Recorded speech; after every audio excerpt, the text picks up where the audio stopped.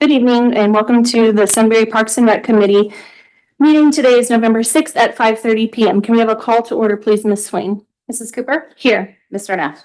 Here. Mr. Martin? Here. 3 present. We have quorum. Okay, thank you.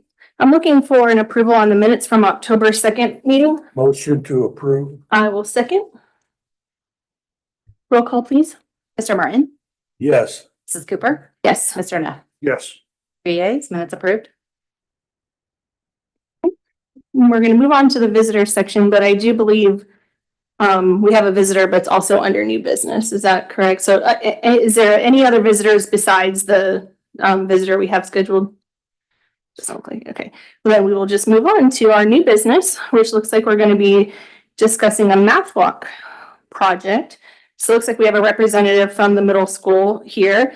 If you wouldn't mind coming up to the podium, can tell us a little bit about you and what your group is looking to do. Hi, I'm Alicia Sleeper. I am an 8th grade math teacher at Big Walnut Middle School. I am here hoping that I can get your guys' approval to do what I believe might be the first ever math walk. So what is math walk? You've probably done story walks where you read a book along the path. I've seen art walks, I've seen all sorts of walks, but never a math walk. Being a math teacher for 16 years, I've learned that people have a real fear of math. We also see math as like this evil thing we do in the classroom and then it goes away and we never need it again. But as a math teacher, I see math all around us in the world, and I really try to inspire my students to do the same. So what I would love to do is implement some posts, create like the math walk and the paths behind GRE. And on those posts would be my student projects. So we would do a big project. We would vote on the top, however many posts we decide on. So if we decide 5 or 10 posts throughout this area, we would pick the best 5 or 10 math walk posts. And what that would look like, they would be taking pictures in the community and overlaying the math they're learning on it. So they would create a math problem for it. They would walk the community through the math problem and really just bring math to everyone is my hope. And so again, we would look for the paths behind GRE, and I think you have a picture there, kind of what an example. In this one, the student is standing there and he's using a shadow to measure the angle of the sun and what time of day it is. That was a little above us, that's geometry, but my students have been practicing taking pictures in the real world of math. We just did one with arithmetic sequences, and most people wouldn't know what that is. So it would be kind of fun to do something like that. And like I said, just kind of share math with the community. Would it be possible to ever change the problems, or would they be to stay the same all the time? No, so my hope would be that every year we would have a contest. And every year on our Big Walnut does the service day in May, usually the 1st or 2nd week of May. And so that would become one of our service projects, is to go out and make sure the posts are cleaned up and everything looks good and put in the new students' work. Oh, cool. Yeah. Any other questions? It's always something like a picture in the community or like. Yeah, Okay. yeah. So, or they could see it anywhere. So say they're at Cedar Point and they see math around them. I mean, ideally, I'd love to keep it to just our community. But really just seeing math in the real world. cool. But they've been out in our community taking pictures. Some of them have found pictures in their homes, even of with bowls in their cabinets. And we've done some math with that. So really just math everywhere around us.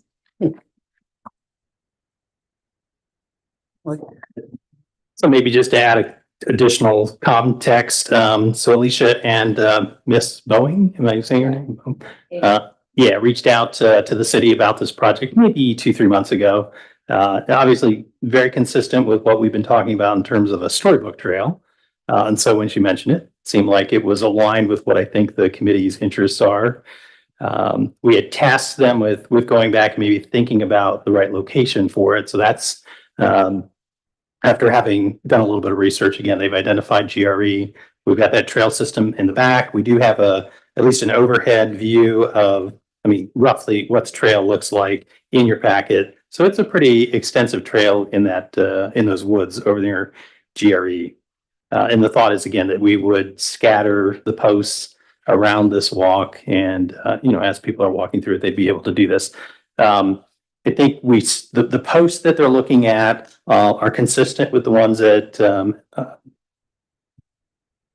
Alyssa, thank you. Geez, there are lots of names here, right? That Alyssa found earlier. So, you know, if we do the storybook trail concept on a different trail, I think there would be, you know, using the same type of post would probably minimize cost, also support long-term maintenance. We have talked a little bit about our service team, our service department team assisting the school with setting the original posts in the ground, because that'll take a little bit of effort and a little bit of expertise, and heavier equipment. So our team, I think, will be in a position to be able to do that. And the thought was that all of that could be a part of this year's, or next year's, I guess I should say, service project. So in terms of timing, that's what we're looking at. Is funding the posts? Well, I was just about, and that's where I was going to go. So the next point I was going to say is, at this point, you're looking for, yeah, why don't you? We're gonna try to get sponsors from the community for each of the posts. Yeah, That's a so, cool idea. yeah, do you remember the cost of each post roughly? I think it's about $392. Yeah. Okay, so about $400, I guess, per post. So, So we're looking at a collaboration of Alyssa and the schools could work together potentially on getting some posts, and then we would like to get the same posts ourselves down the Right. road or Yes. something similar so that we have continuity in our Right. parks. exactly. Okay. How many posts are you thinking? I think once we go out with maintenance, we kind of initially said 10 at most. Like I went and walked the trails, and 10 feels kind of like a lot perhaps. So we Mhm. talked about going and walking the grounds with maintenance and kind of getting a feel for where could the post go, just looking at overhang and the way things typically grow and how much maintenance there would be depending on where we put the post. So really walking with maintenance, I would say up to 10 at the absolute most. And then upkeep on those two, I didn't mention. So we had talked about what is the upkeep and what would that look like? Obviously, every year we would come back and make sure the posts look good. Talking to the library and some other places that have used these specific posts, they said that their maintenance really is just replacing the acrylic. Timeline on that just really depends on how much sun exposure, vandalism, that kind of stuff. But we would also, through the schools, be able to fund, or through our sponsorships, be able to fund that upkeep and that maintenance on those posts. So you may have missed the first comment that she made, which said this might be the first. I really do. I scoured the internet trying to find a picture of my vision for you guys. And I cannot find any math walk. I can find walks at the zoo for the animals. I can find art walks. I can find storybook walks. I've never seen a math walk. Is there an answer to your math problem? Is it like a QR code or Yeah, how do you know you get it right? Yeah, we're still coming up with those details in my mind. It is like a QR code or something so that it's not readily right there, so they can kind of play with the math and think about it a little bit. So ideally, we would have a QR code and have those answers there, and the math solved in a couple of different ways too. We really, in math now, we look at different strategies for solving. So hopefully we could bring a few different strategies into those answers too. Are you thinking they'll be 8th grade level? Yeah, they would be 8th grade / 9th grade. We have algebra students in 8th grade, if they're on the advanced track. So at most it would be algebra level. This is really thinking outside the box, and I'm glad you're bringing it to the community. We're always happy to partner with the schools, and I'm sure our services department would be happy to go walk with your maintenance if that is necessary. And this doesn't give me any heartburn, anything from the staff that you're worried about, knocking down trees or anything. No. You're just, I wonder, does GRE have any feelings about using middle school age math, since it's an elementary school for their math? Do they want a couple posts that have elementary age math problems? Oh, that is a great thought. We could definitely talk to GRE and see if they would like us to do some more like elementary stuff mixed in. Absolutely. Like we could talk to them and make sure that, yeah, if they want that, we can do that too. Since it's right next to their Yeah, playground. it makes sense. It absolutely makes sense. And so this is the first ever, so we're figuring it out, Yeah. we're working together Yeah. before we implement it. It'll be fantastic. I know it. We'll put a lot of heart and soul into this. I think it's a spectacular Yeah. idea. thank you for bringing it to the city's attention and doing it in our parks. It's wonderful. Yeah, we should also add, we did ask that, make sure that the leadership in the school district is aware of this. So I know the superintendent was, and you've engaged your, principal as well. So I think we'll just want to make sure No we problems engage or hesitation from Mr. McLean or So I went to my principal and he went to Mr. McLean and he. was- Okay, he all for it. Full support, so I didn't directly talk to Mr. McLean. but- Okay. Is this something that has to be approved by council? I don't know that it does. I think at this point, what we're really looking for is that you're generally inclined toward it, and we should continue to proceed with this. I think as we work out the additional details, if we want to do some kind of a resolution of support, we might take that in front of council at a later point, once we've got all the details worked out. But again, this was just sort of a first hurdle, make sure that the Parks Committee was on board. Yeah, I want to see it happen soon. I like the sounds of it. Yeah.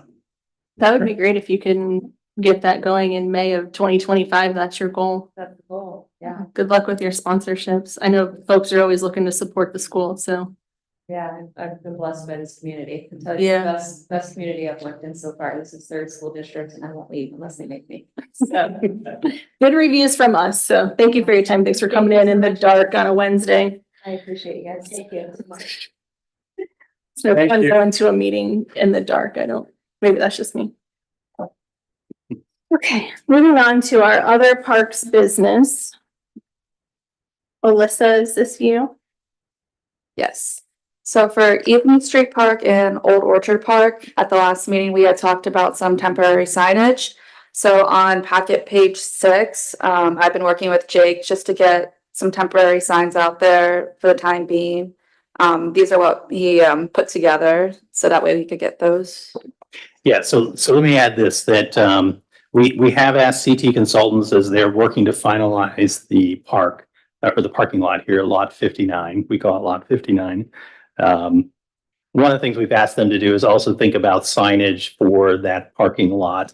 And then we'll have, I think, a recommendation to bring to the entire group and maybe begin to use as the brand for marketing the parks, and parking spaces, public parking spaces. So that's the reason we didn't want to go too far down the road with a specific design. We did want to at least get some sort of a temporary sign out there. And I think the other point is this would fit within the existing city budget to be able to do it, so we could do it pretty quickly. That sounds good. And for Freedom Park. Olden Tangy Disc Golf Club has reached out and they would like to do more of a partnership with the city to set up some events. Tom West, they had a really good turnout at their Glow Disc event and they had people from the community show up because they had advertised it. So it seems like the disc golf course is picking up a lot more speed now. So he reached out. We're going to get together and maybe think of some events to keep the course more active. I know we've talked about maybe a hot cocoa tournament in the winter time because people are still playing back there. So that's what we're working on with Freedom Park, just getting more people and using the disc golf course out there. Is that word of mouth how they're finding that course? Well, there's two clubs, the Columbus Disc Flyers and Olden Tangy Disc Golf. They both utilize it for their tournaments and their play. And then through those tournaments, it's getting out that we have a course, and I guess our course is a really good course. I don't know too much about disc golf, but it offers easy and harder holes to get to, so people like to come play it. And for General Rosecrans Park, again, what we just discussed with the math walk around the trails. For Old Church Park and parking lot in our streetscapes working group, it was mentioned to us that there's only one light out there and that's part of the reason why people don't really park over there. So we are going to be looking into additional signage and lighting over there as well. And yeah, there's no other updates to report. Do you have any indication of how often the charging stations there are used? We're just talking about that. I know that the usage from last year has gone up. But no, I don't. We could get that for you though. Well, okay, I didn't know if you ever got a monthly report from, I think it's somebody- on Dana's reports that she has at the finance committee, so we can definitely look at that. Yeah, I know when Kathy Belcher was here, we were getting a report on the usage, but there was also a charge that the city was paying based upon sort of non-usage. But that all got kind of worked through a little bit, so I'm not sure exactly what report is coming in anymore, but if anyone's got it, Dana will have it, so we'll check with Dana. Is that the only location that a charger can be at? It's the only location we have in the city. Or is that the only place it had to be over there, or could it be? Other No, places they came around? to us and asked if they could put it there. Yeah, we didn't tell them where we wanted to put, they came to us and said, can we put it there? So, Do you know how long ago that was, roughly? Before 2020. yeah, it was a couple, probably 2018 or 19 is what I'm guessing. Okay.